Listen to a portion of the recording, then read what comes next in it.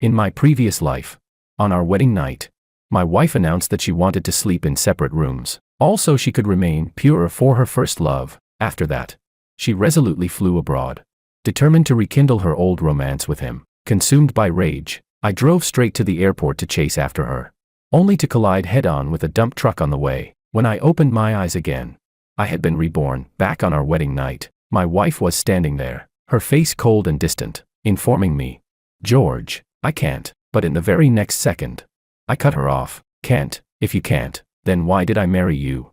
Let's get divorced. Don't waste my time." Chapter 1. The pain was like molten iron poured into my limbs, then violently torn away in an instant. My consciousness was yanked brutally out of the abyss of chaos and hurled back into reality. A sharp ringing screamed in my ears, nearly piercing my eardrums, while countless golden sparks exploded before my eyes and then rapidly went dark. My body felt unbearably heavy, as if filled with lead. Every shallow breath tugged at wounds that didn't exist, bringing with it a tearing, phantom agony. Yet there was no thick stench of blood or gasoline in my nose, only a faint trace of perfume, mingled with the scent of fabric. This smell was far too familiar, yet so distant it felt like something from a past life. I struggled to open my eyes. It took a moment for my vision to focus. Above me was a simple chandelier, its light soft and gentle. Beneath me was a bed covered with bright red wedding bedding, smooth and delicate to the touch. Everything in the room was so new it was almost blinding. The snow-white walls, the gleaming vanity, the lingering warmth of the day's wedding celebrations still hanging in the air, now smothered beneath a deliberate,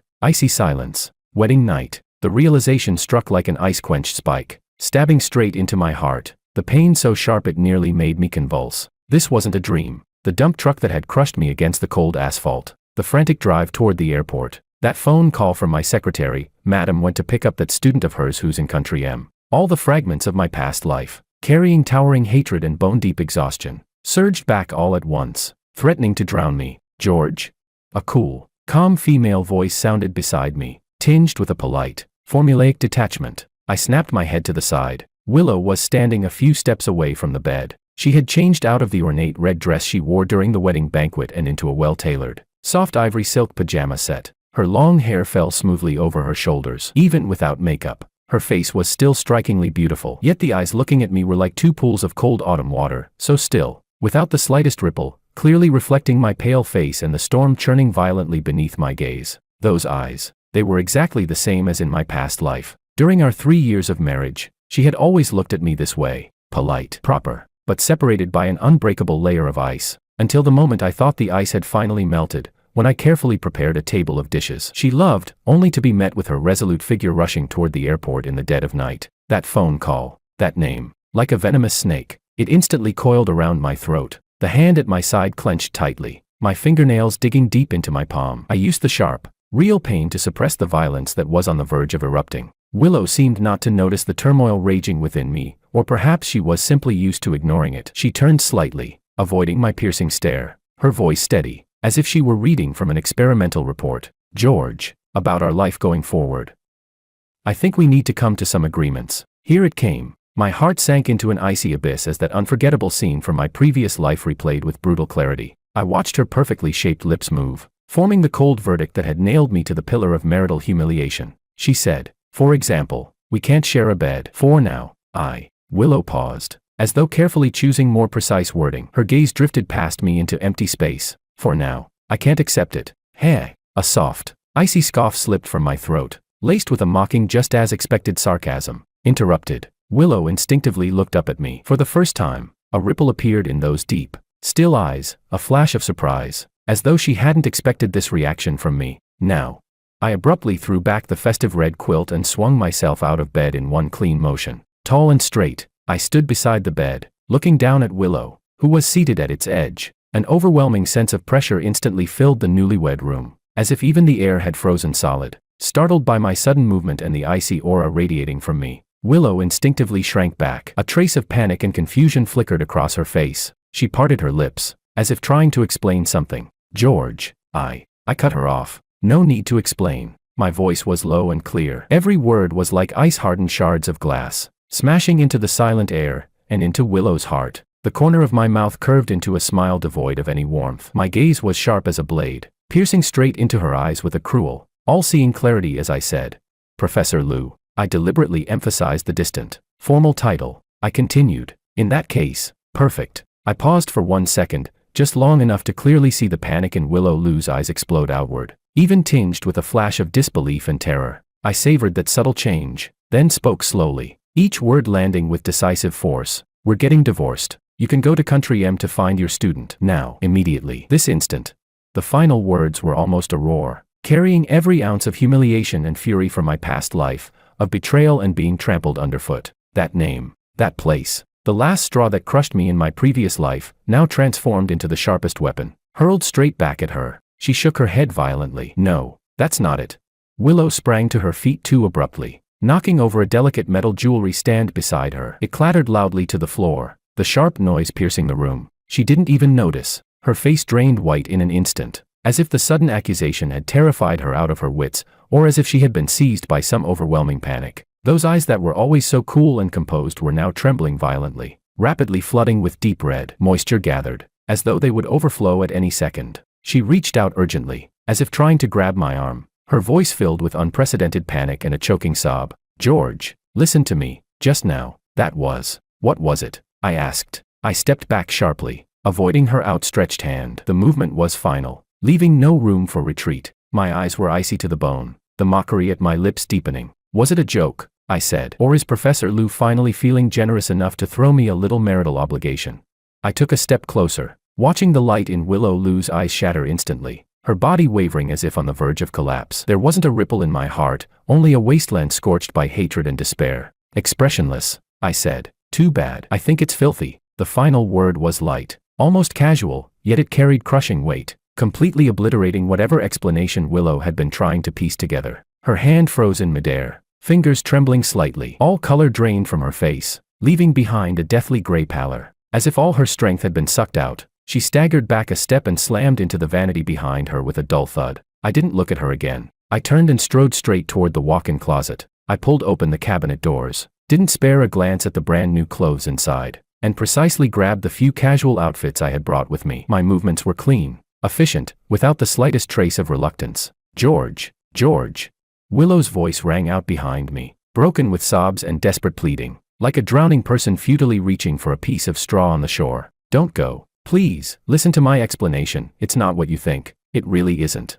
She stumbled as she tried to chase after me. I ignored her completely. I changed quickly, grabbed my phone and car keys, pulled open the door, and walked out without looking back. Bang.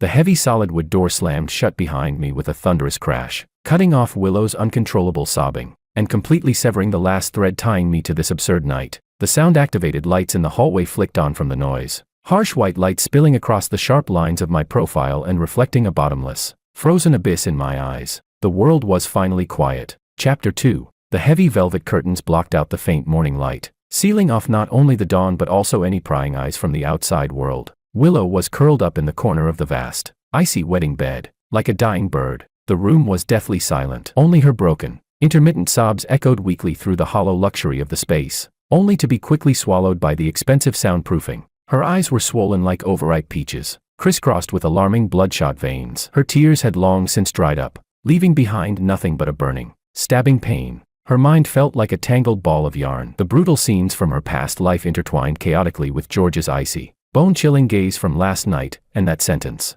too filthy, looping over and over in her head. The death certificate, that filthy rented apartment in a foreign country, the student who had once seemed gentle and refined, but who had later revealed a face as twisted as a demon's, the cold blade pressed against her throat, his beast-like roars. Those hellish scenes blended together with the final moment before her consciousness faded, the cold push notification on her phone's news feed. Renowned scholar Mr. George has tragically passed away last night after unsuccessful rescue efforts following a car accident. She had thought her rebirth was heaven's mercy, a second chance to make up for her mistakes, to tightly hold onto George's hand, to repay him tenfold for the warmth and love she owed him in her previous life, to live properly with him, have children, and make up for the child who was never born. She even remembered it clearly, last night, when she once again uttered those cruel words. The overwhelming panic and regret that surged through her heart. She had wanted to take them back immediately, to throw her arms around him, to tell him it was all a misunderstanding, but he knew. How did he know about Country M?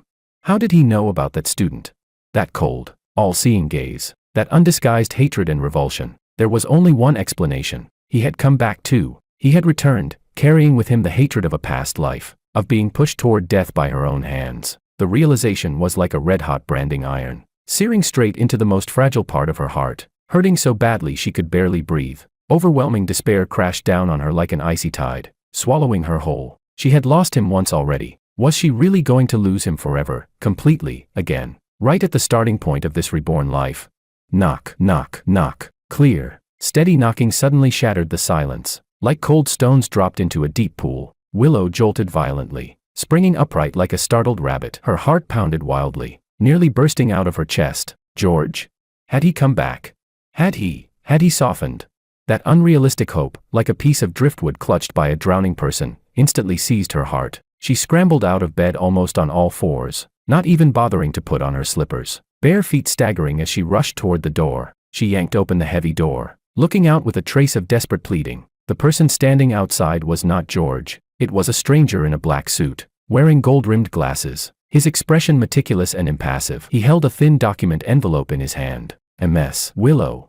His voice was steady and emotionless, purely professional as he confirmed her identity. The faint glimmer of light that had just ignited in Willow's eyes was instantly extinguished, leaving behind only deeper, lifeless gray. She gripped the cold doorframe to barely keep her unsteady body from collapsing. The man spoke again. "I am Mr. George Wang's legal representative. My surname is Chan." He inclined his head slightly, his tone devoid of warmth, as if reciting experimental data. "Entrusted by Mr. Wang, I am here to formally deliver this divorce agreement. Mr. Wang's position is very clear. He hopes you will sign it as soon as possible." He extended the envelope marked divorce agreement with both hands, his movements precise and mechanical, like a pre-programmed machine. "No, no." Willow stared at the envelope as if it were a venomous snake flicking its tongue. She shook her head violently and staggered backward, her voice hoarse and dry. "I won't sign it. I won't sign. Where is George? Where is he? I want to see him."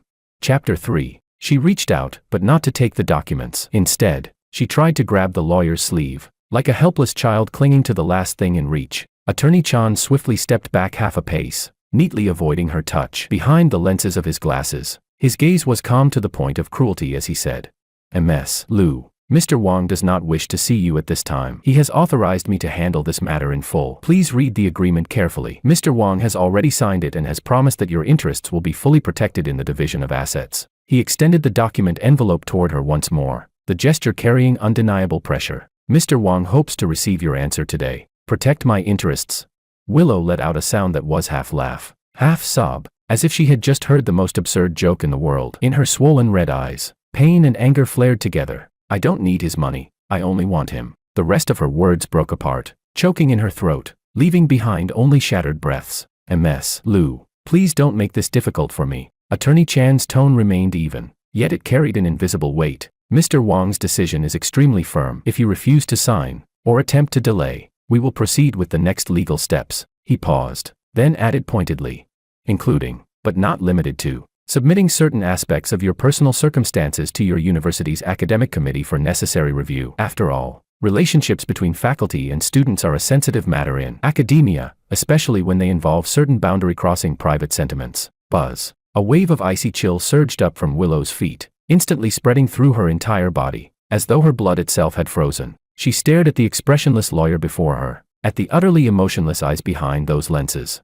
A threat. This was a naked, undisguised threat, using the academic reputation she valued as her life, using the honor of her mentor and her institution to threaten her. George, he had actually gone this far, just to get rid of her. He was willing to resort to methods like this. The George of her past life, no matter how coldly she treated him for 10 years, had never used such despicable tactics. He had always been upright, proud, and open. But now, Willow's heart felt as if it were being clenched violently by an invisible hand. The pain so intense it nearly suffocated her. It was her. She was the one who had personally forced that proud gentleman into this cold, ruthless version of himself. "You." Willow trembled from head to toe, her teeth chattering, whether from rage or bone-deep cold. She couldn't tell. She looked at the document envelope being held out before her. The words divorce agreement burned into her eyes like red-hot branding irons. The lawyer said nothing more, simply maintaining his posture, holding out the documents, like a silent statue carrying out orders. Time ticked by in the deadlocked silence. Every second felt like a blade performing a slow execution, slicing away at what little Willow had left. No one knew how long it was, perhaps only a few minutes, yet it stretched on like an entire century. At last, the final trace of struggle in Willow's eyes went out completely. leaving behind nothing but boundless despair and ash-gray emptiness. Her hand trembled as she reached forward. Her fingertips were ice-cold as she slowly, so slowly it felt as if they weighed 1,000 pounds, took the thin document envelope. Fine. A single word, draining all the strength from her body. Hoarse and barely recognizable. She didn't even dare look at the lawyer again. She turned abruptly and slammed the door shut with a loud bang, sealing off that cold executor, and everything outside, with it. Her body slid down along the icy door panel until she collapsed onto the carpet. She clutched the envelope tightly, her knuckles turning white from the force. Tears finally surged out once more, silently soaking into the expensive cashmere carpet. She had lost, on the very first day of her rebirth. In the face of George's icy hatred and thunderous methods, she lost completely. In her previous life, she had pushed him away with her own hands and run toward hell. In this life, before she even had the chance to draw close, she was pushed by his own hands into an even deeper abyss. Chapter 4. National Institute of Nanomaterials, a 3-experimental building, top floor. Beyond the massive circular floor-to-ceiling windows, the afternoon sun poured in generously, bathing the spacious director's office in a warm, golden glow. The air carried the low, steady hum unique to operating instruments, mixed with the faint, clean scent of chemical reagents. I stood by the window, my back to the door. I was dressed in a spotless white lab coat, posture straight as a pine. My gaze rested on the dense cluster of research buildings in the distance, yet my eyes were unfocused, as if piercing through the scene before me and settling on some unreachable place far away. Sunlight traced the sharp contours of my profile, cold, hard lines that radiated an unmistakable sense of distance. Boss. A male voice, tinged with teasing, shattered the quiet. My assistant, David, was leaning casually against my desk, which was piled high with papers, literature, and project reports. He held a half-eaten apple in his hand, his face glowing with barely concealed curiosity and gossip. Stop pretending to be all deep and mysterious. Come on, confess. David took another bite of the apple and continued, his words muffled. What's going on between you and Professor Liu? Exactly. It's only been how long? 3 days. Married for 3 days and already divorced. Your efficiency beats even our group's optimized reaction rates. He clicked his tongue in amazement, eyes full of probing interest. Professor Liu is amazing, beautiful, top tier academically, incredible presence. She's the goddess in so many people's hearts. This is just such a waste. I turned around slowly, my expression unreadable. The sunlight fell into my dark eyes, yet reflected not the slightest warmth. I glanced at David calmly. The look was flat and still, but David's apple chewing froze mid-motion as an inexplicable chill crept up his spine. I smiled. Amazing. The corner of my mouth lifted by the barest fraction, forming a fleeting curve, so brief it could almost be mistaken for an illusion, carrying a trace of indescribable mockery. I didn't answer David's question. Instead, I reached out, picked up a thick project progress report from the desk, and flipped through it casually, the pages rustling softly. Personal matters, I said. Let's not talk about it. My voice was low and steady, devoid of emotion. Then I asked, the molecular beam epitaxy parameter optimization I asked you to follow up on last week, are the results out yet? Almost. David was caught off guard by the abrupt shift in topic. He quickly swallowed his apple and answered awkwardly. He knew this meant I didn't want to discuss it further. Though curiosity clawed at him, he didn't dare press on. Boss's aura today was cold enough to freeze someone solid. 3 o'clock this afternoon, I said. B2 electron microscopy lab. I want the full analysis report. I closed the file in my hands. My tone brooked no argument. My gaze had already returned to the view outside the window, as if the conversation had never happened. Yes, sir. Guaranteed completion of the task. David immediately straightened, snapped a rather sloppy salute, grabbed his things from the desk, and wisely slipped out of the office. As the door closed, he could still feel the lingering oppressive atmosphere inside. I remained standing by the window, my solitary figure stretched long by the sunlight. The office was left with nothing but the low hum of instruments and the faint sound of my own breathing. The hand hanging at my side curled slightly, unconsciously. David's words, Professor Liu is amazing, were like a tiny thorn, pricking a place in my heart that I had long since numbed, bringing with it a dull, delayed ache. Amazing. Yes, to outsiders, she was perfect, a perfect scholar, the image of a perfect wife. Only I knew the cold core beneath that flawless exterior, and that heart which had never belonged to me. Chapter 5. For 3 years in my past life, I had been like a devout believer, worshipping an ice sculpture that would never melt. I closed my eyes, and images flashed before me, her deathly pale face last night, her reddened eyes, and that desperate cry, listen to my explanation. Explanation. My lips pressed into a cold, rigid line. What was there left to explain? At the end of that airport road in my previous life, The dump truck that came roaring toward me, that was the final explanation she had given. Just then, a light knock sounded at the office door. I opened my eyes. All emotion vanished instantly, replaced by my usual calm. "Come in." The door opened a crack. A young female researcher peeked in, her face tense with unease. "Professor Wang." "Professor Liu is here," she said. "She's downstairs in the reception lounge. She says she wants to see you." Willow. Her name was like a stone dropped into a still lake, sending a ripple of icy waves through my heart. My brow tightened almost imperceptibly, then relaxed again. My expression remained unchanged, my voice flat and emotionless. "Tell her I'm busy. I don't have time." "But," the young researcher hesitated. "Professor Liu said she can wait." She added carefully, "She'll wait until you're free." I turned and walked back to my desk, picked up a new file, and opened it. My eyes settled on the page, focused and distant. My tone was indifferent, without the slightest ripple. "Then let her wait." The young researcher looked at my cold profile, didn't dare say another word, withdrew her head, and gently closed the door. Silence fell over the office once more. My gaze rested on the document, yet not a single word of the dense data registered in my mind. I could picture it clearly, the reception lounge downstairs, and what Willow must look like sitting there, anxious, regretful, or clinging to that stubborn persistence she always had. Whatever it was, it no longer had anything to do with me. I picked up the internal phone on my desk and dialed the lab extension. "Tom," I said, "bring me the literature review you compiled last time on interface defects in superconducting thin films." Work. Only cold data and clearly defined goals could fill the vast emptiness left behind after betrayal hollowed me out. Only they could suppress that ripple in my heart that should no longer exist, the one named Willow. The reception lounge on the ground floor of the Institute's main building was spacious and bright. Yet it was permeated by a lingering mix of new furniture and disinfectant, a smell that refused to fade. Chapter 6. The afternoon sunlight slanted in through the windows, casting long lattice-shaped shadows across the polished marble floor. Tiny motes of dust drifted in the air. Willow sat alone on the wide, cold leather sofa. Her back was perfectly straight, but her hands were tightly clasped together on her lap, her knuckles pale from the force. She had changed out of yesterday's silk pajamas and into a well-fitted ash-gray business suit. Her long hair was meticulously pinned up, and her makeup had been carefully applied, trying to conceal the lingering redness and weariness that refused to fully fade. Yet deep within her eyes, the exhaustion and lingering panic hung like a thin veil that could not be wiped away. From morning until now, she had been sitting here for a full 3 hours. "I'm sorry, Professor Liu. Professor Wang is still in a meeting." "Professor Liu." Professor Wang was just called away by the vice director. "I'm afraid he won't be back anytime soon." "Professor Liu." Perhaps you could make another appointment another day."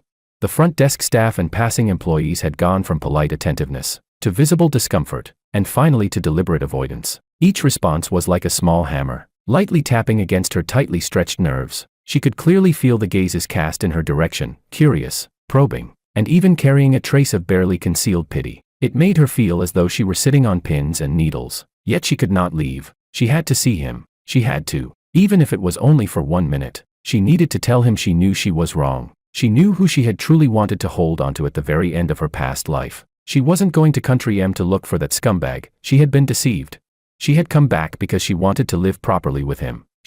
Countless words churned and collided in her heart, yet found no way out. With every closed door, those words grew paler and more powerless. George's attitude was already unmistakably clear: rejection. Absolute rejection. He couldn't even be bothered to grant her a chance to explain face to face. The man who had once been gentle and accommodating toward her seemed as though he had never existed at all. Time crawled by in this agonizing wait, every second stretching out like an entire century. Just as Willow was on the verge of being pushed to the edge of collapse by this silent torture, the door to the reception lounge was gently pushed open. It wasn't George, it was a young woman. She looked to be around 25 or 26, wearing the Institute's standard white lab coat, clearly tailored with care to accentuate her slender figure. Her jet black hair was tied into a neat, high ponytail, revealing a smooth, full forehead and a strikingly bright, vivid face. Her eyes were large, her irises a beautiful amber color. At this moment, they were slightly widened, filled with undisguised surprise and curiosity as they looked straight at Willow. The girl was holding a thick stack of printed research papers, the topmost appearing to be a bound report. Her gaze lingered on Willow's face for a few seconds, carrying a pure, untainted sense of admiration and scrutiny. "Are you Professor Willow?" she asked. Her voice was crisp and pleasant, brimming with the vitality unique to youth. Willow felt a little uncomfortable under her gaze. She straightened her back instinctively, maintaining the composure befitting Professor Liu, and gave a slight nod. "I am." "And you are?" "Oh, hello." Professor Lu. The girl seemed to realize herself all at once. A radiant smile immediately bloomed across her face, revealing 2 small canine teeth that made her look especially youthful and energetic. Cradling the documents, she walked in quickly and gave a slight bow, her respect perfectly measured. "My name is Anna. I'm a postdoc who just joined Professor Wang's research group. I've admired you for a long time. I've read your papers on transport properties of topological insulators so many times, they're absolute masterpieces." Her tone was filled with sincere admiration and enthusiasm. "Dr. Anna. Hello." Willow Lu forced a polite smile and nodded. The name Anna flickered through her mind, carrying a faint sense of inexplicable familiarity, but her thoughts were in too much chaos for her to dwell on it. The admiration and warmth in the other woman's eyes felt, to Willow at this moment, more like an invisible form of mockery. Look, the once untouchable Professor Lu, who had stood on a pedestal, was now sitting here like an abandoned woman, humbly waiting for a man who refused to see her. Chapter 7. Anna asked, "Professor Lu, are you waiting for Professor Wang?" Her gaze flicked over the empty table in front of Willow. No one had even brought her a glass of water. Then she glanced at Willow's slightly stiff expression. A flash of understanding passed quickly through those beautiful amber eyes, instantly replaced by an even brighter smile. "He just finished a meeting and went back to his office," Anna said. "But," she blinked playfully, lowered her voice a little, and leaned in with the intimacy of sharing a secret. "He just asked me to bring him this review report on decoherence mechanisms in superconducting qubits. And, well, he seemed to be in a pretty good mood." Willow's heart jolted violently. He was back in his office, and in a good mood. A tiny, unrealistic spark of hope ignited instantly in the depths of her frozen heart. Maybe Anna's appearance was a turning point. Maybe George would be willing, at least with a newcomer present, to give her a chance to speak.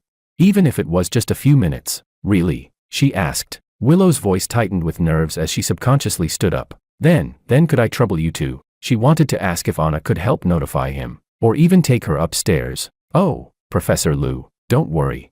Anna laughed, clearly seeing through her intention, and cut in at once, her smile dazzling. "Just sit and wait for a bit. Professor Wang is up on A3. I'll take the report up right now, and while I'm at it, I'll check the situation for you. If he's really in a good mood, I'll put in a word for you." Holding the stack of documents, she tilted her head playfully, her eyes clear and bright, carrying a touch of friendly mischief. "Thank you so much, Dr. Anna."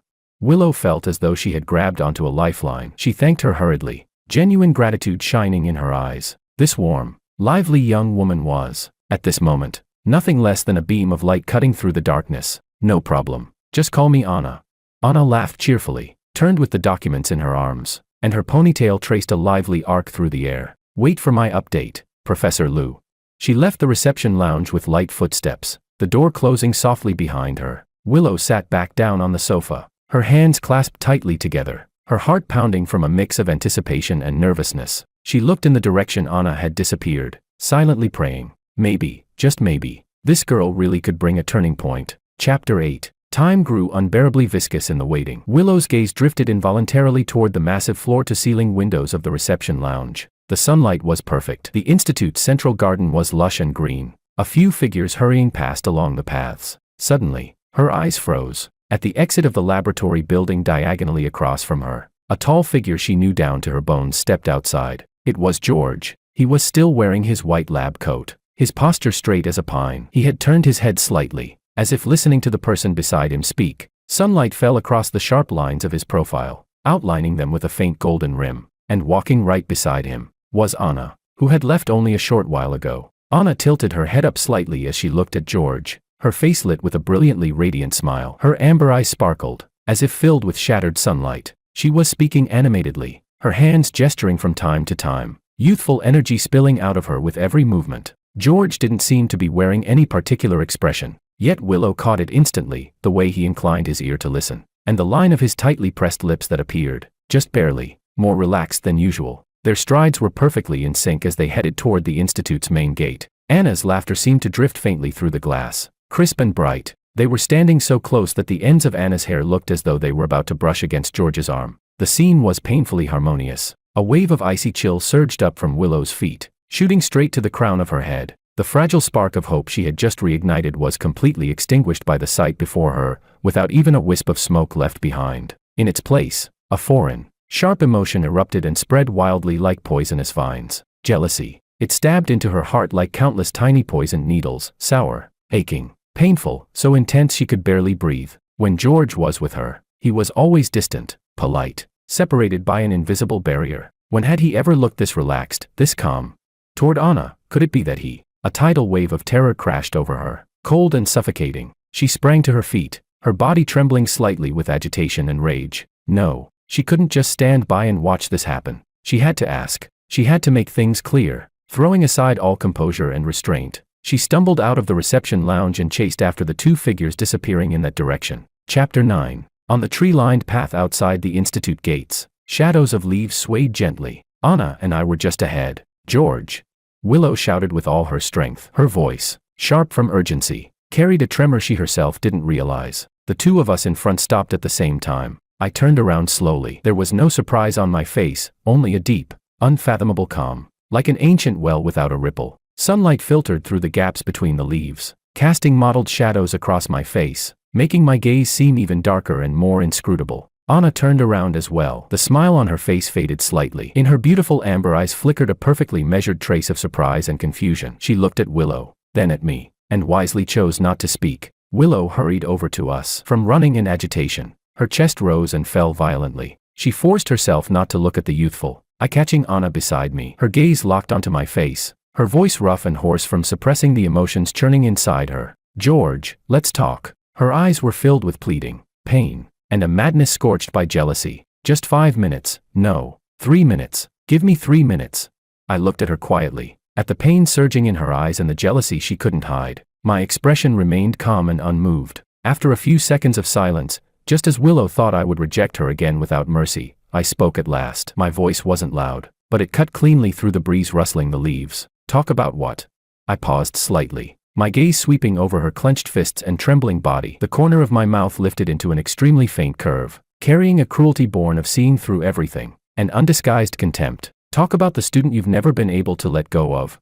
Or talk about. My eyes brushed lightly over Anna, who stood quietly to the side. Before returning to Willow's ashen face, I spoke each word slowly and clearly, like ice-hardened nails being driven straight into her eardrums and her heart. I have a bit of a psychological cleanliness issue. I really can't accept my wife's heart always being occupied by another man, especially when that man is her own student. The words fell. The forest path was left with nothing but the soft rustling of leaves in the wind. Willow froze as if struck by an invisible bolt of lightning. In that instant, all the blood in her body seemed to rush to her head, then freeze solid in the next second. The color drained completely from her face, leaving only a deathly gray pallor. Those eyes that were always so cool were now opened wide, her pupils contracting violently from sheer shock and terror, reflecting George's cold, all-seeing face. He knew, he really knew. Not only did he know about that student, he even knew her most hidden, most unspeakable secret. He knew her heart belonged to someone else. He really had been reborn too. That realization was like a red-hot dagger plunged straight into her heart, instantly shredding every last trace of hope,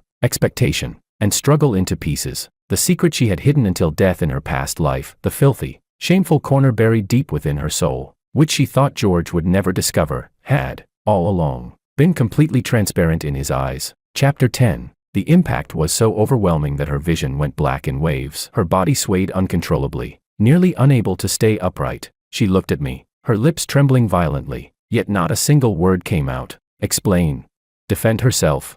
Under his cold, all-seeing gaze, any words would have been laughably pale, filthy, even. George, Anna, standing nearby, also seemed stunned by this sudden, gunpowder-filled exchange. She instinctively spoke up softly, her voice carrying a hint of uncertainty and concern. But I no longer spared Willow another glance, as though she were nothing more than an insignificant obstacle. I tilted my head slightly and spoke to Anna. My tone returned to its former steadiness. There was even a trace of warmth, barely perceptible. Let's go, Anna. Didn't you say our reservation at that new restaurant is almost time?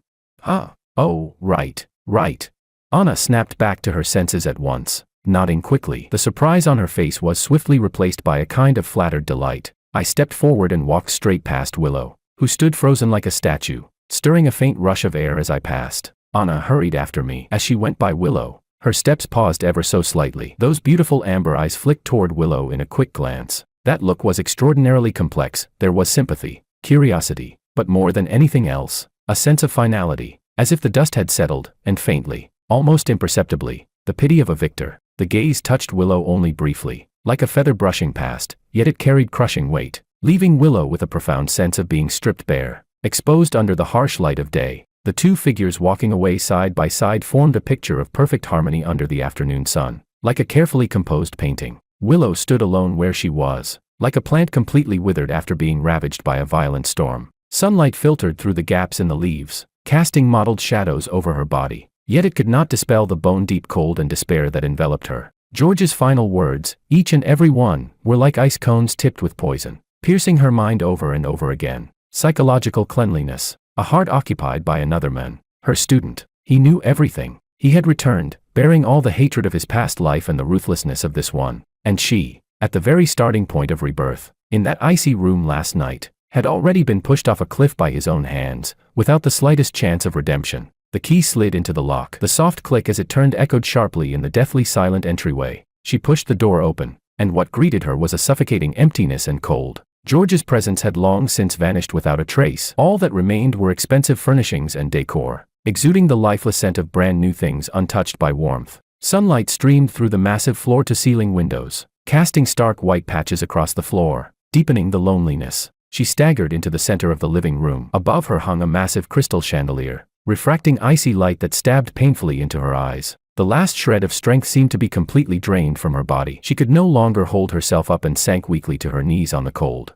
smooth marble floor. The dull pain of her knees hitting the ground was not even a fraction of the tearing agony in her chest. A sob, suppressed to the extreme, like the whimper of a wounded beast, finally tore free from her throat. She clamped a hand tightly over her mouth. Her body shook violently as she curled into herself, as if that could ward off the all-pervasive cold and despair. Tears surged out, scalding as they smashed onto the icy floor, instantly blooming into dark, spreading stains. The agony of dying in her previous life, the terror of that foreign rental apartment, the utter devastation when she learned of George's death, all the pain and regret burst forth like a collapsed dam. They collided violently with George's cold gaze after rebirth, his words of disgust, and the harmonious image of him walking away beside Anna, assaulting her already fragile sanity. Why, after getting another chance, did it end like this? She only wanted to make amends, to hold on to the men she had wronged all the way to his death. She hadn't even had the chance to tell him that, in her final moment, the only person in her heart was him. Only George, the George who, on that cold, rainy night, had left a light on for her and cooked a whole table of dishes she loved. Overwhelming grievance and pain clawed at her insides like countless hands tearing her apart. She could no longer restrain herself. She broke down in loud sobs, her hoarse, despairing cries echoing through the vast, luxurious space, piercingly lonely and desolate. She pounded her fists against the cold, hard floor. Her knuckles quickly swelled and split, blood seeping out in tiny streaks, yet she felt no pain at all. The only sensation was in her chest, where it felt as though a large piece of her heart had been brutally carved away, leaving behind a hollow void filled with bone-chilling wind. Chapter 11. Meanwhile, on the other side of the city, in the small courtyard of an old Western-style house hidden beneath dense plane trees, the scene was entirely different. On a summer evening, the fading glow of the sunset coated the vine-covered red brick walls in a warm shade of gold. The courtyard was lush with flowers and greenery. Several tall pomegranate trees were heavy with unripe fruit, their branches weighed down. The air was filled with the sweet fragrance of gardenias, mingled with the inviting aroma of home-cooked dishes drifting out from the kitchen. Come on, George, don't be shy, try this. Professor Charles, his hair already gray yet his spirit vigorous, wore a broad, heartfelt smile that he couldn't suppress. He personally picked up a large piece of glossy, braised pork rib and, without giving me a chance to refuse, plopped it into my bowl with such enthusiasm that it nearly tipped over. Dad, slow down. Anna, sitting beside me, protested with a soft scold. She quickly reached out to steady my bowl, a helpless yet sweet smile on her face, her cheeks faintly flushed. She had changed out of her lab coat and was now wearing a light yellow floral dress. Her jet-black ponytail had been loosened, cascading smoothly over her shoulders, lending her an added softness and brightness. I hurriedly thanked him. Thank you, Professor Sue. I looked at the small mountain of food in my bowl, then at Anna's concerned glance. The tension that had been coiled tight for days seemed to ease unconsciously in this warm, everyday atmosphere filled with human warmth. This familiar setting, Professor Sue's hearty laughter, and the faint, sun-like warmth emanating from Anna were like a gentle balm, temporarily dispersing the gloom Willow had cast over my heart. Anna's father waved his hand dismissively. Thank me for what? He poured himself another full glass of the top-grade Matai I had brought, his face glowing red. You kid, back in the lab. I already told you, doing research requires patience. And choosing a partner requires even sharper eyes, but you just dove straight in, and no one could pull you back out. He pointed at me, his tone carrying both teasing from experience and a barely concealed trace of concern. And now, you've hit the wall, finally know to turn back. Ah. Dad, say less. Anna nudged my arm lightly, a little embarrassed, softly trying to defuse the situation. I raised my glass toward Charles, my expression calm, even carrying a faint but genuine curve at the corner of my lips. You taught me well, Professor. Back then, I was foolish and made you worry. Ha, that's more like it.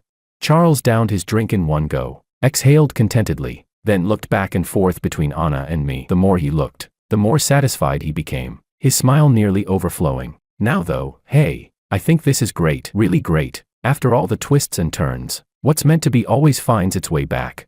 His gaze lingered meaningfully on his daughter. Anna's face grew even redder. She lowered her head shyly, taking small bites of her food, long lashes fluttering like butterfly wings. Watching her like this, I was reminded of her lively, clever glance earlier that afternoon when she had helped me out at the institute gates. Somewhere deep inside me, a corner long sealed in ice seemed to loosen, just a little. The feeling was unfamiliar, carrying a long-lost, comforting warmth. I lifted my glass and gestured lightly toward Anna, my voice gentle. About today, thank you, Anna. Anna looked up. Her amber eyes sparkled as if stars had fallen into them. She shook her head vigorously, her smile bright. Professor Wang, you're too polite. Being able to help you, I'm really happy. She lifted her glass of juice and lightly clinked it against mine. Seeing the easy warmth and unspoken understanding flowing naturally between us, Charles was delighted beyond measure. He added another helping to my bowl and said cheerfully, eat more. From now on, just treat this place like your own home. Don't stand on ceremony.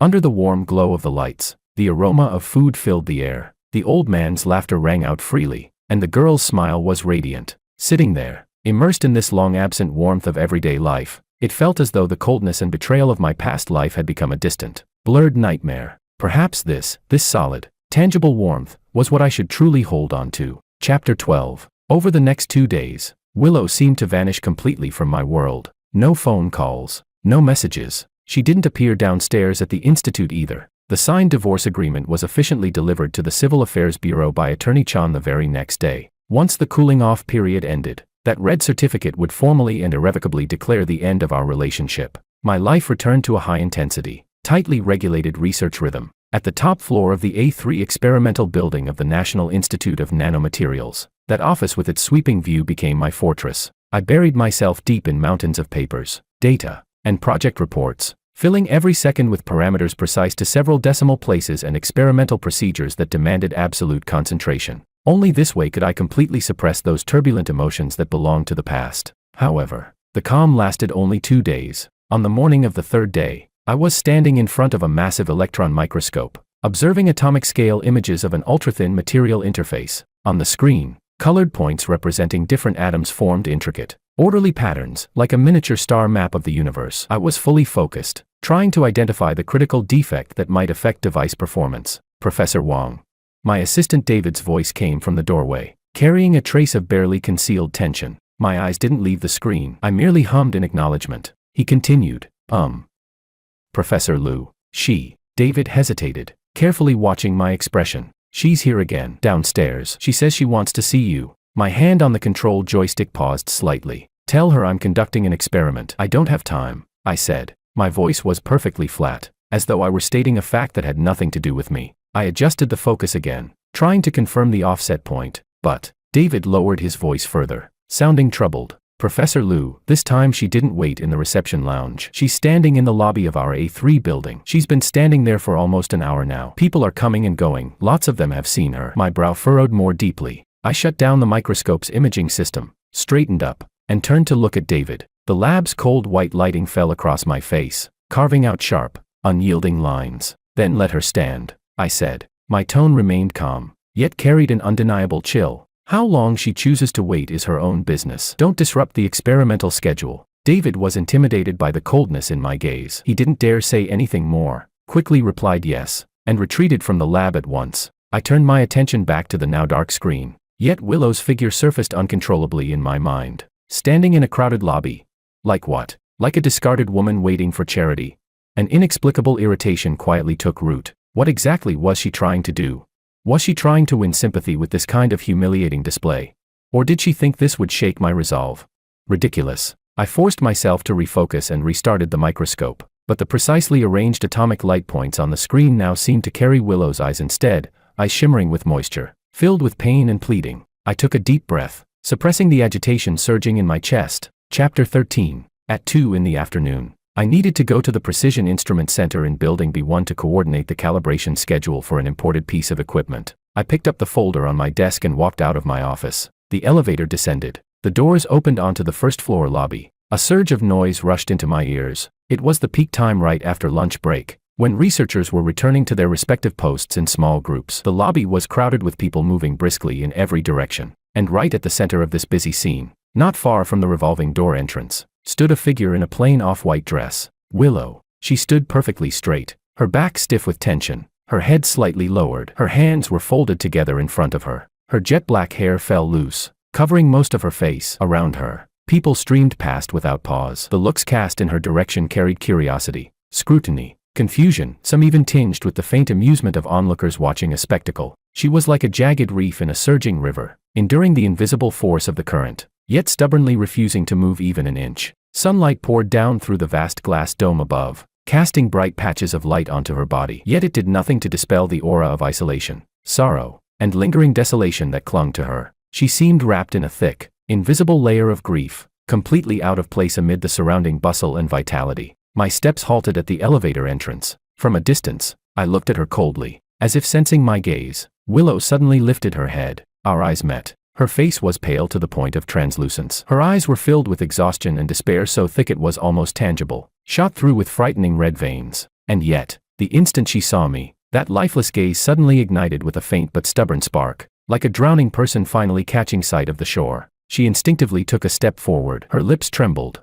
as if she wanted to call my name, but the surrounding noise and the countless eyes watching her were like invisible shackles. She froze in place, a flicker of embarrassment and shame crossing her face. All she could do was bite down hard on her lower lip, staring at me without blinking, almost greedily, with eyes brimming with unspoken words, pain and pleading tightly intertwined. That gaze seemed to carry heat, piercing through the crowd and nailing itself straight onto me. Something struck my heart, not hard, but not lightly either. The pain in her eyes was so real, so intense, it felt as though it might spill over at any moment. For a split second, images from my past life surged back uncontrollably, her figure rushing toward the airport late at night, the blinding headlights of the dump truck, and the secretary's voice on that final phone call. But in the very next moment, clearer images overrode them all. Her deathly pale face last night, that cold declaration of no sharing a bed, and the words that pierced straight through everything, psychological cleanliness. Any lingering softness froze instantly, replaced by deeper coldness and revulsion. I looked away.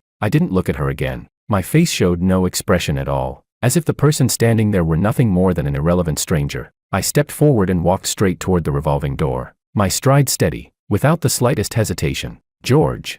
At last, Willow couldn't hold back. She called out, her voice trembling, soft, yet carrying a heart-rending fragility that cut straight through the surrounding noise. My steps did not slow in the slightest. I didn't even alter my pace. I pushed open the heavy revolving door and disappeared into the sunlight outside, never looking back. Willow watched helplessly as I left without hesitation. The revolving door turned slowly shut, cutting off the bright world beyond, and completely severing the sight of my indifferent back. The faint spark that had just ignited in her eyes flickered like a dying candle in the wind, then went out completely. Overwhelming despair crashed down on her like an icy tide. She could no longer hold herself up. Her body swayed under the gaze of countless complex, unreadable eyes around her. She staggered back a step and collapsed weakly against the cold, mirror-smooth marble wall. She closed her eyes. Burning tears finally broke through the last barrier and streamed down silently, sliding along her pale cheeks and splashing onto the polished floor. Low murmurs rippled through the crowd. Some people shook their heads and sighed. Others passed by without a glance. She was like a forgotten island, collapsing soundlessly at the very center of the bustling crowd. Chapter 14. Willow. What on earth is wrong with you?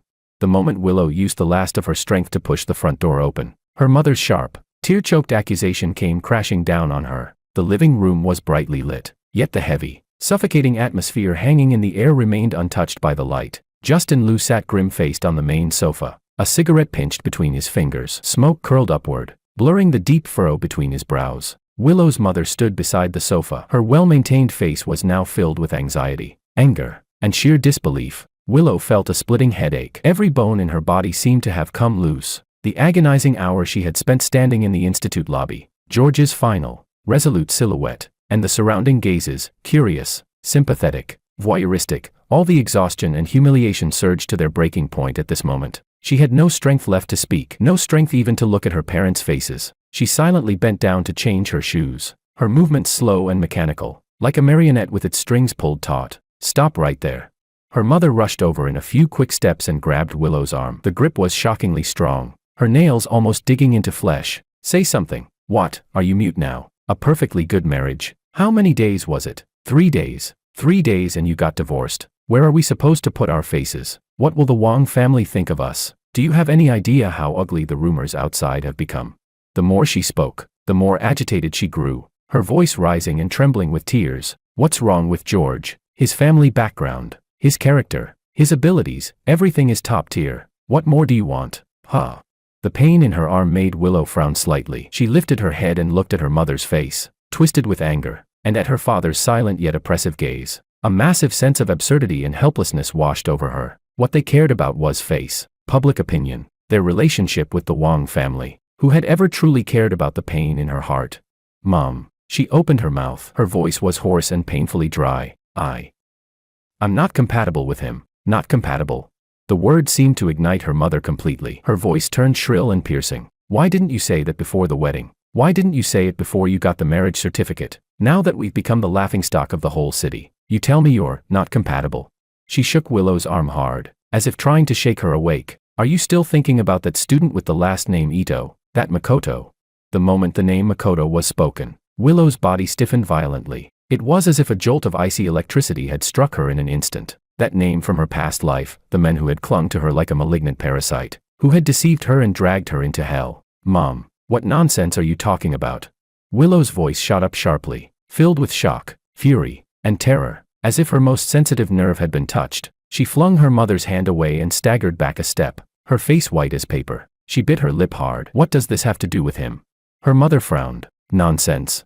Startled by her daughter's intense reaction, Willow's mother instead became even more convinced of her own suspicions. A look mixing heartbreak and disappointment appeared on her face. Willow, I gave birth to you. Who do you think you're fooling? Do you think I didn't know that back then, before Makoto went abroad, you locked yourself in your room for days without eating or drinking? After he left, then you agreed to marry George. And now, the moment you're divorced, are you planning to go to Country M to look for him? Are you?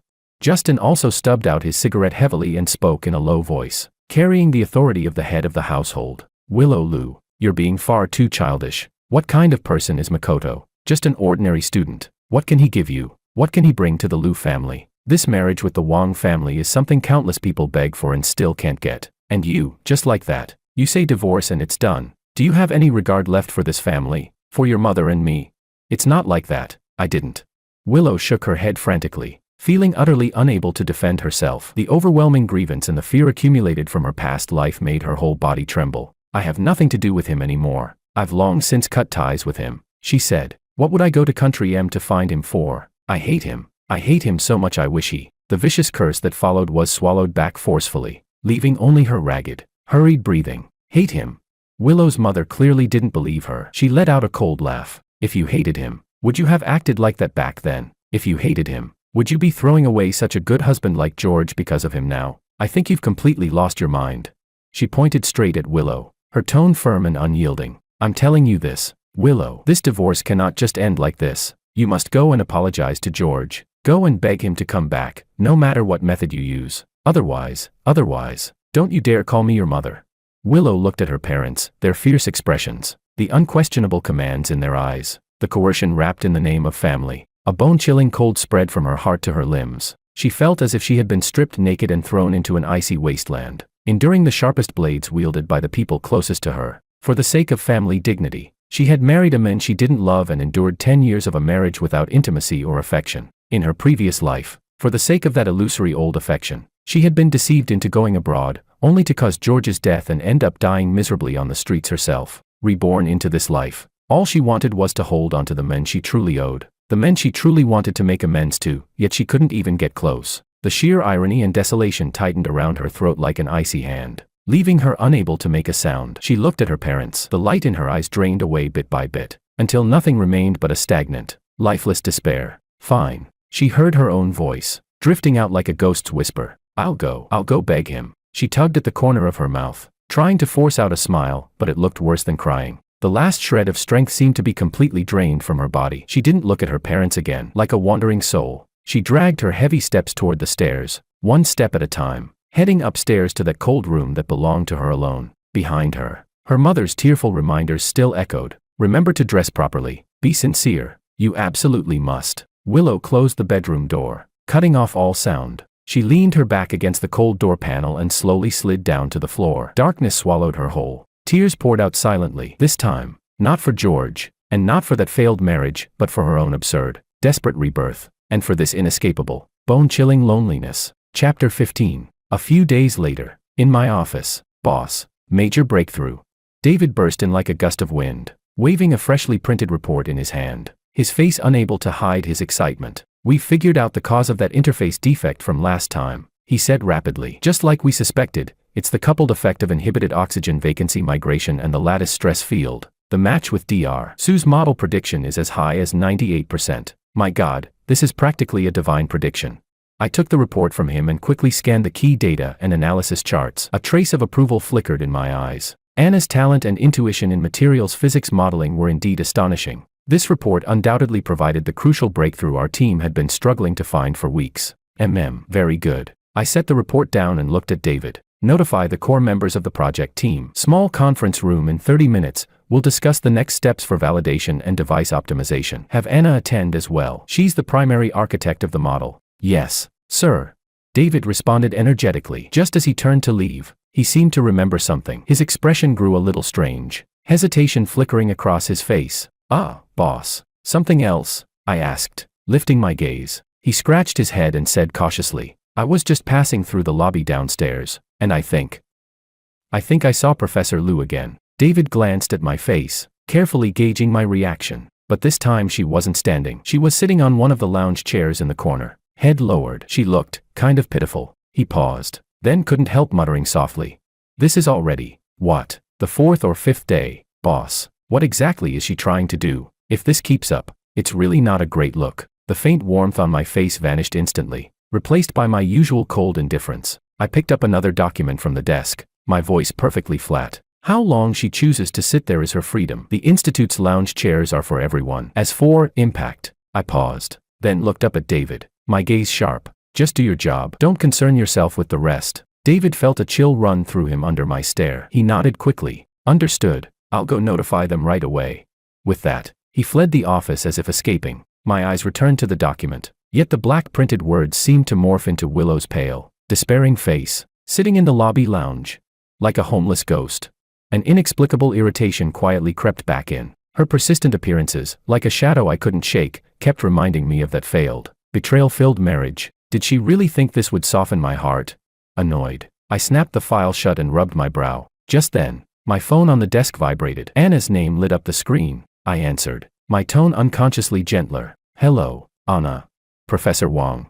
Anna's voice came through the line, bright and tinged with excitement. Do you have time this afternoon? My dad says he caught a huge wild crucian carp today. He insists on making soup to show off a bit. He asked me to check if you're free tonight to come over and try it. There was anticipation in her voice, along with a faint, barely noticeable shyness. I barely hesitated, almost immediately. I agreed. Sure, I'll come by after the meeting this afternoon. The warm, lived-in atmosphere of the Su household held a powerful allure for me at that moment, the perfect refuge from all this irritation. That's great. Anna's voice instantly lifted with joy. Then I'll tell my dad. He'll add more tofu. Drive safely. After hanging up the phone, my mood inexplicably felt a little lighter. I stood up, preparing to head to the small conference room. As I passed by the window, my gaze drifted downward almost unconsciously. In front of the Institute's main building, the wide plaza was bathed in harsh afternoon sunlight. At a single glance, I saw that familiar figure sitting on a lounge chair in the corner. Willow was dressed in a plain, light-colored dress. Her back was slightly hunched, her head lowered, long hair falling to hide the side of her face. She looked like a statue frozen in time, sitting utterly still, in stark, almost painful, contrast to the brisk, energetic flow of researchers moving all around her. The sunlight fell on her, yet it seemed only to outline a lonely, cold silhouette. My gaze lingered on her for less than a second before I indifferently looked away. Without the slightest pause, I picked up the folder on my desk and strode out of the office. The noise downstairs had nothing to do with me, and the person downstairs had nothing to do with my future. I had a meeting to attend, and then a place to go where I could feel warmth. Time slipped by in a strange kind of stalemate. Willow's waiting became a sight that drew attention at first, then slowly faded into numb familiarity within the institute. She no longer tried to approach me day after day. She simply appeared on that same corner lounge chair, like a plant forgotten in the shadows, gradually withering away. I, on the other hand, completely blocked out her existence, pouring all my energy into my work and into my steadily warming relationship with Anna. Anna's intelligence, her brightness, and her undisguised admiration were like a beam of sunlight, slowly melting the ice deep in my heart. And the Sioux household's dinners, so full of everyday warmth, became the most comforting harbor in my exhausting life. The day the divorce cooling-off period ended arrived quietly. I didn't show up. Attorney Chan handled everything on my behalf and delivered the 2 brand-new divorce certificates into Willow's hands. When that cold, rigid texture fell into her palms, Willow merely glanced at it numbly, then stuffed it into her bag. There was no expression on her face, as if it were nothing more than an irrelevant document. That afternoon, after receiving the divorce certificate, she did not go back to the institute. When I learned that the procedures had been completed, I was in the middle of discussing an experimental plan with Anna. I simply gave a calm as if setting down an unimportant burden, and then returned my full attention to the diagrams in front of me. Life seemed, at last, to have completely shaken off Willow's shadow and returned to the path I had wanted all along. Chapter 16. Until 1 week later, on a dull, heavy evening, Willow wandered alone along the riverside path by the city's moat, walking without any real destination. The early summer wind carried a faint, damp scent from the water, ruffling her disheveled hair. After the divorce, she had moved out of the marital home filled with too many cold memories and rented a cramped, shabby studio near the university. Her parents' scolding and coercion had temporarily stopped. Perhaps they had finally given up on her completely. The world seemed to fall suddenly silent, leaving behind nothing but boundless emptiness and confusion. She didn't know where her future lay, nor what she could still do. The only gift rebirth had given her seemed to be this bone-deep regret and pain with nowhere to go. The image of George walking side by side with Anna was like a poisoned thorn, stabbing her heart day and night. Just then, a hoarse male voice, strangely familiar yet utterly alien, sounded from not far behind her. Professor Liu. Willow Liu's steps halted abruptly. In that instant, it felt as if all the blood in her body flowed backward. A freezing chill shot up from the soles of her feet and spread through her entire body. That voice carved into the deepest part of her soul, the voice of a living nightmare. She turned around, stiffly, painfully slowly. The fading sunset dyed the river's surface in shattered shades of gold and crimson. A few steps away stood a man. He wore a cheap suit that was obviously ill-fitting and even a little dirty. His hair was greasy and unkempt, his complexion an unhealthy sallow yellow. His eye sockets were sunken, cheekbones sharp, lips cracked and peeling. Only his eyes, the moment she turned around, they burst into a nearly greedy, pathological gleam, locking onto her as if she were prey. Even with his haggard face and hunched figure, Willow recognized him instantly. Makoto, the man who, in her previous life, had lured her abroad and pushed her into the depths of hell. The man she had once genuinely loved, and ultimately hated to the core. How was he here? How had he found her? Overwhelming terror crashed over Willow like an icy tide. She instinctively stumbled back a step, every hair on her body standing on end. Memories from the filthy rental apartment in Country M flooded back, the choking stench, the beast-like roars when his addiction flared, the cold blade pressed to her throat, the endless threats and demands for money. The images poured in like a breached dam, slamming violently into her nerves. She almost screamed, "Professor Liu, it really is you." Makoto grinned. His smile twisted and distorted. He strode forward, reaching out to grab Willow's arm. "This is great. I finally found you. I knew it. I knew you still had me in your heart. Don't touch me."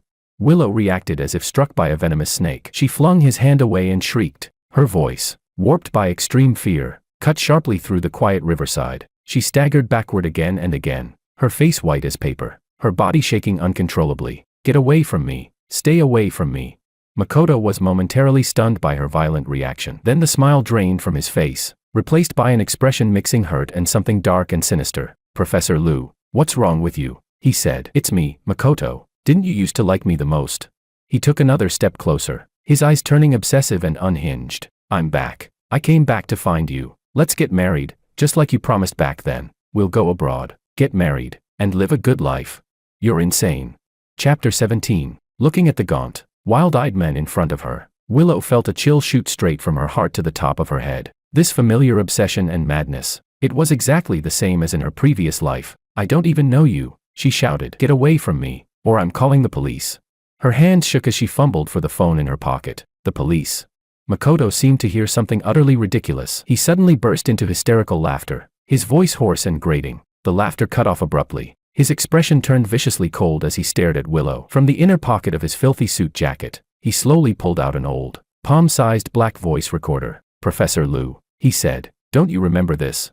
He pressed the play button, a cruel, triumphant smile spreading across his face. After a brief crackle of static, a young woman's voice came clearly from the recorder, unmistakably Willow's, trembling, slurred with alcohol, breaking apart between sobs. "Makoto, don't go. Okay, I like you, really.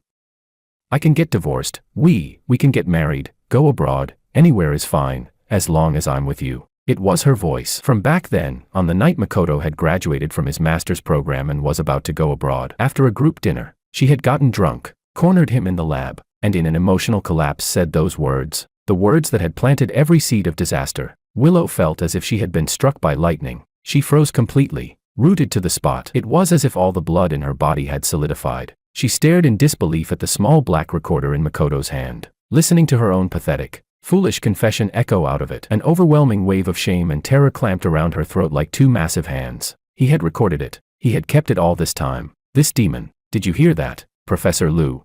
Makoto switched off the recorder. His face was twisted with a feral, victorious grin, his gaze sharp and poisonous like a barbed hook. "You said it yourself. You wanted to marry me. You wanted to go abroad with me. Now I'm back. I've come to collect on your promise." He stepped closer, his greedy eyes raking over Willow's bloodless face, pale with terror. "Sign it and come with me." With his other hand, he pulled out a crumpled, obviously hastily printed document. At the top, in bold letters, were the words, "Marriage agreement." No way. Willow shook her head violently. Her voice shattered under the weight of terror. "That was drunk talk. It doesn't count. I'd rather die than go with you. Don't even think about it." She turned to run. "You don't get to choose."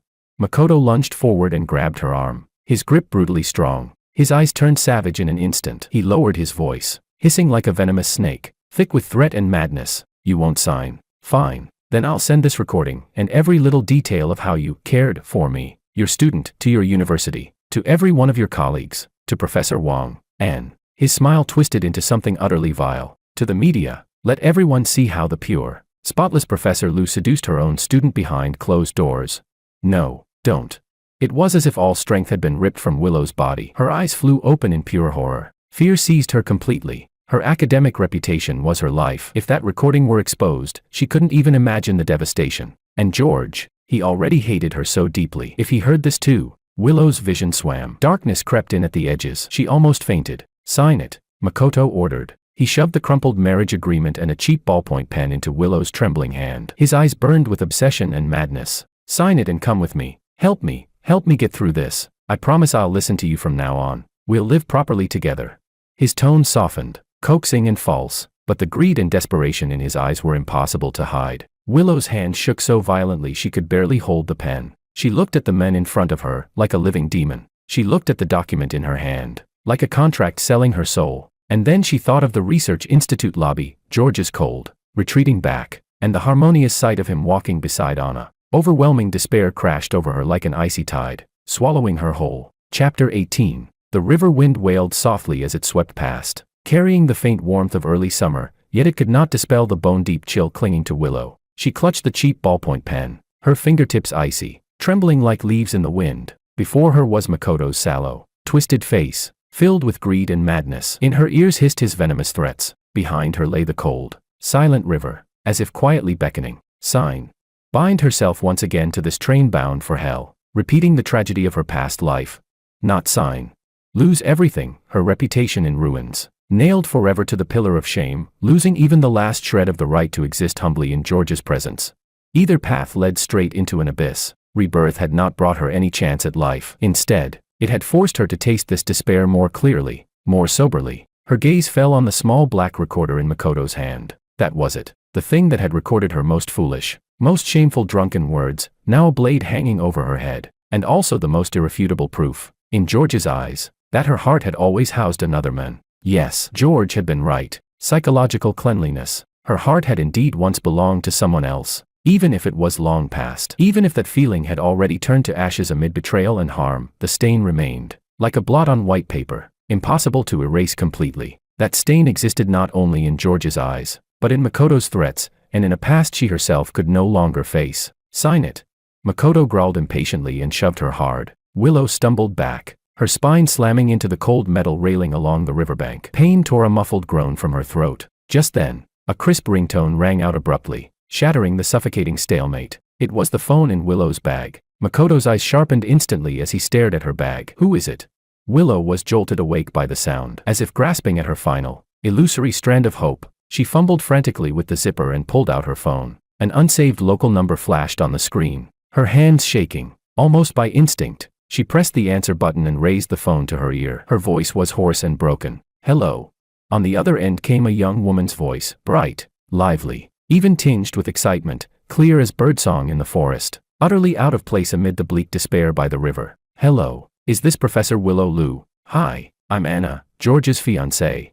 Willow's fingers tightened violently around the phone, her knuckles turning white, as if she might crush the small device. Anna's voice echoed in her ears, clear, confident, triumphant, like a thin needle piercing straight into her most fragile nerve. George's fiancée. Fiancée. The word exploded like thunder in her already crumbling world. So, they had already come this far, while she was still trapped in the mire of the past, struggling desperately. Clinging to her last scrap of hope, George had already moved on without hesitation, chosen someone else, even decided on a lifetime. Overwhelming despair and jealousy coiled around her heart like poisonous snakes, squeezing until she could barely breathe. She looked at Makoto's greedy, twisted face before her, then thought of Anna's bright, happy tone on the phone, and finally of the rare gentleness in George's eyes when he looked at Anna. All her persistence, all her struggle, seemed laughable, pathetic. Sign it. What are you waiting for?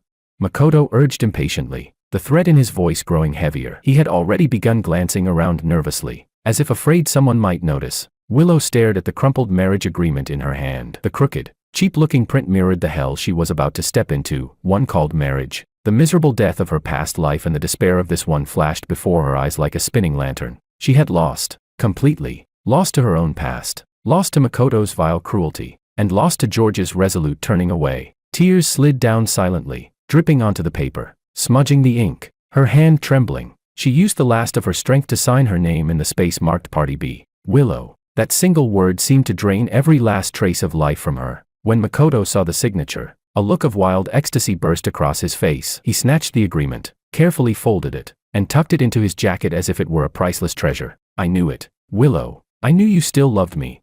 He babbled incoherently, the madness and greed in his eyes threatening to spill over. We'll leave right now. Get out of here. Go somewhere no one knows us.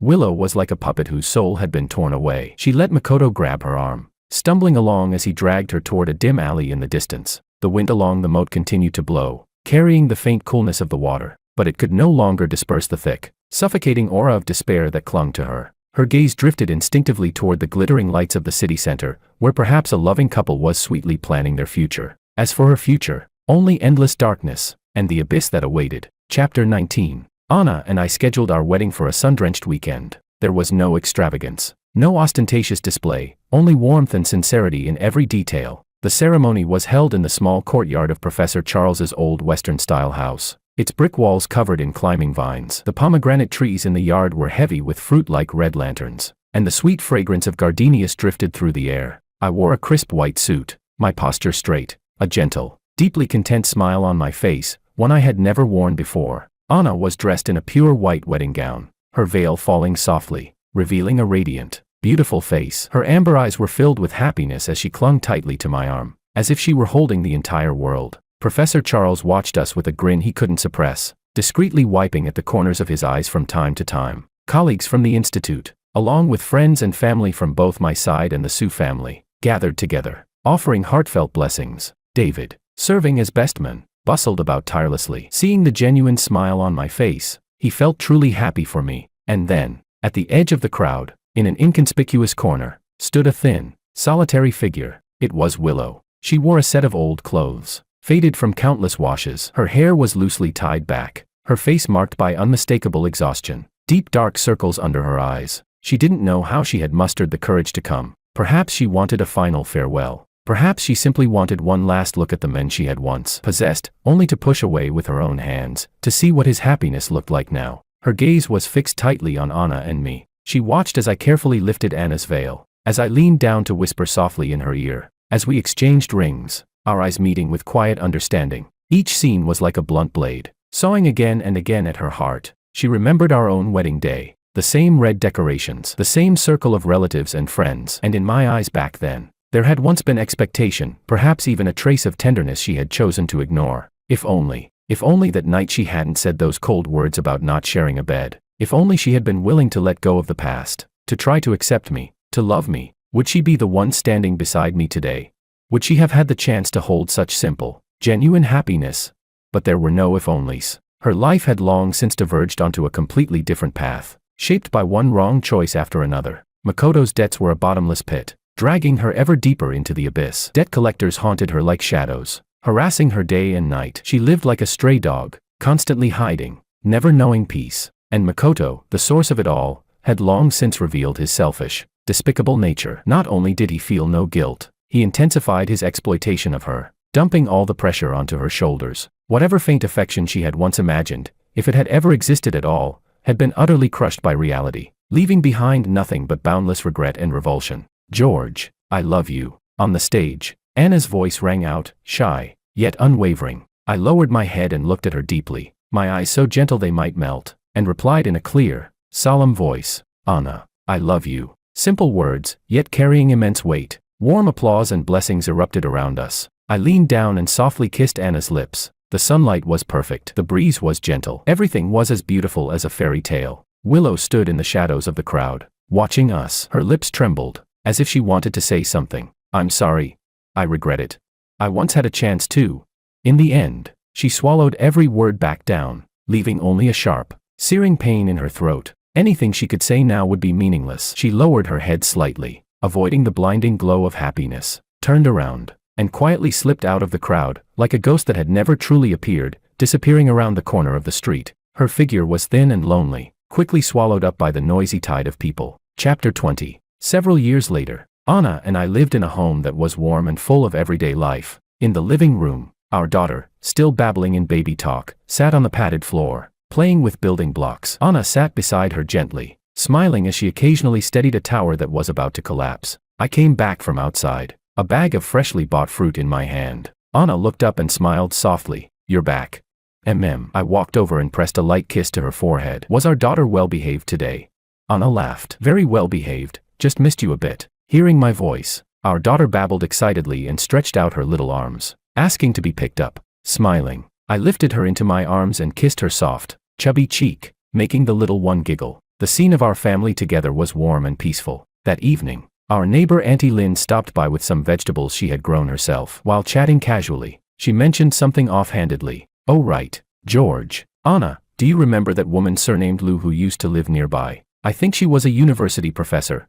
Anna and I exchanged a glance, both a little surprised. The name Willow had not appeared in our lives for a very long time. Anna replied gently, "I vaguely remember her. Didn't she move away later?"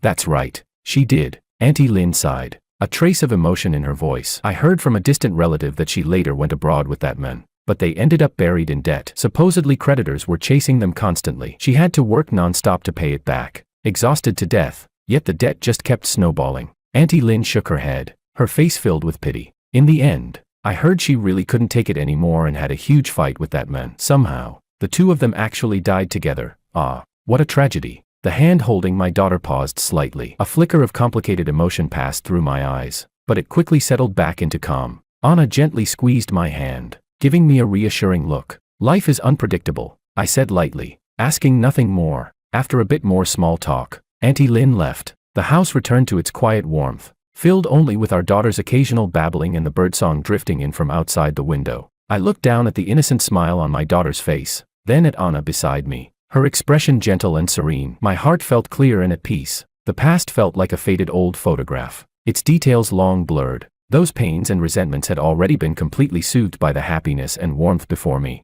I was deeply grateful that, after being given a second life, I had made the right choice, that I had held on to the happiness that truly belonged to me. As for Willow's story, it ultimately became nothing more than a sigh in someone else's casual conversation. drifting away with the wind.